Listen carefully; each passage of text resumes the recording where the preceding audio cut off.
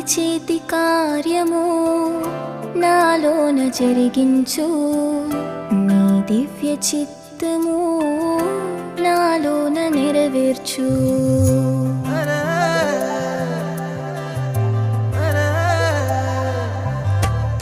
నీ చేతి కార్యము నాలోన జరిగించు, నీ దివ్య చిత్తము నాలోన నెరవేర్చు.